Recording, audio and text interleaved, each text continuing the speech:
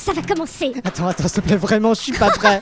L'autre là, s'habille un fantôme. Non, c'est pas ça, mais là, clairement, je le sens pas, cette histoire, toute cette histoire. Clairement, c'est pas feng shui. Déjà, ça sent l'encens et l'eau bénite dans la salle, et puis l'autre qui se pointe avec son bouquin de l'Apocalypse selon Saint-Jean, non mais franchement. Et puis je sais pas, il y a des mauvaises ondes, je le sens, c'est tout. Limite, je crois que je suis en train de me faire posséder, quoi. Oh, non mais arrête un peu tes bêtises. Remarque, Dieu s'arrête ici, Philippe Igdeo. Mais arrête, te dis-je. Je sais bien que c'est la promesse diabolique de ce film produit par James Wan. La Nonne, le film s'appelle La Nonne, dis-le. Cinéaste innovant de l'épouvante, à qui l'on doit notamment des films d'horreur tels que Saw, la saga Insidious ou encore The Conjuring. Il revient cette fois-ci avec un spin-off de Conjuring sous forme de préquel, c'est-à-dire avant tous les autres, et qui met à l'honneur la religieuse démoniaque Valak. Ah, mais dis-le que le film s'appelle La Nonne. Apparu dans The Conjuring 2, le Countfield, elle a glacé le sang, hanté les nuits, causé des sueurs froides à de nombreux spectateurs. Il était donc temps de faire sortir le diable de sa boîte. Vous nous invitez à découvrir les origines de son visage hideux. Celui de la nonne. Alors, est-ce qu'elle fait peur? Cette nonne. Est-ce un bon film d'horreur? Bref, est-ce que ça vaut le coup d'aller le voir? On vous dit tout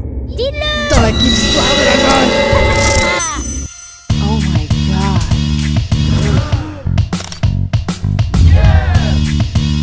En 1953, une religieuse d'un cloître romain commet le péché ultime. Elle se suicide. Le Vatican dépêche sur place 2 de ses ouailles pour mener l'enquête. Un prêtre aguerri aux phénomènes inhabituels et aux exorcismes, accompagné d'une novice qui n'a pas encore prononcé ses vœux. Étrange. Mais l'abbaye est sous le joug d'une présence maléfique sortie des tréfonds de l'enfer. Nos 2 ecclésiastiques n'auront donc d'autre choix que de la combattre avec leur foi, Au péril de leur vie. s'ils souhaitent pouvoir protéger le monde extérieur de cette force démoniaque.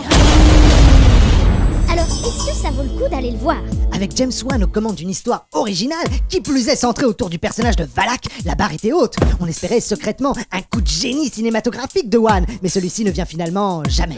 Le film mixe et remixe les codes classiques du genre. Tout y est. Un être démoniaque et charismatique. Les souterrains. Un cimetière de la fumée. Un cloître isolé. Des croix dans tous les sens. Des miroirs. Beaucoup de miroirs. Du gore, des jumpscares, un sound design avec du Dolby plein pot, des scènes en sous-exposition et même Une dose d'humour. un peu d'humour. Bah alors, tu viens plus aux soirées? Bah si, mais, parce que oui, le mais est de rigueur. Le scénario reste classique, linéaire, avec quelques incohérences et une intrigue au final attendue. Quant à la deuxième moitié du second acte, elle abuse trop d'effets de style en tout genre, préférant l'accumulation étourdissante au vœu de silence d'une pieuse ecclésiastique. Mais alors, est-ce que ça fait peur? Au final, beaucoup moins que prévu. Même si l'on sursaute et que l'on s'agrippe à son siège à plusieurs reprises, on regrette que le personnage de Valak apparaisse aussitôt et de manière aussi visible dans le film. En nous abreuvant d'images de cette religieuse démoniaque dès les premières minutes, on atteint rapidement un état de satiété horrifique. On nourrit notre subconscient de façon préemptive, tant et si bien que l'angoisse s'évanouit peu à peu.